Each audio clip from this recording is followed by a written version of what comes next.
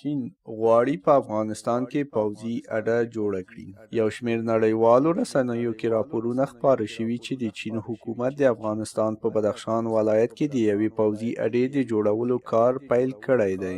د سیډني مارننګ ورځپاڼې لخوا په خپاره شوي راپور کې لیدل کېږي چې چین غواړي په دغې پوځي اډه کې افغان ځواکونو ته روزنه او خپل 1500 سرتیري هم هلته میشت کړي. ورځپاڼه زیاتوي که چیرې چین په افغانستان کې پوځي اډه جوړه کړي نو دا به له چین څخه بهر د دغه هیواد دویمه پوځي اډه وي. په افغانستان کې د چین د پوځي اډې په اړه راپورونه له خپرېدو وروسته د دغه هیواد د بهرنیو چارو وزیر له سررسنیو سره په خبرو کې ویلي چې چین پلان نه لري ترڅو افغانستان ته خپل سرتیري ولیږي.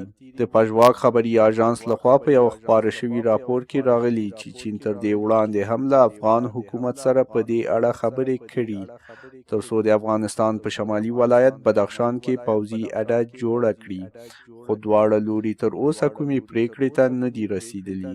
چین د نړۍ دویم ستر اقتصادي هیواد دی چې له افغانستان سره 80 کیلومتره ګډه پوله لري. دغه هیواد د افغانستان په بدخشان ولایت کې د وسلوالو د شتون په اړه اندېښنې لري.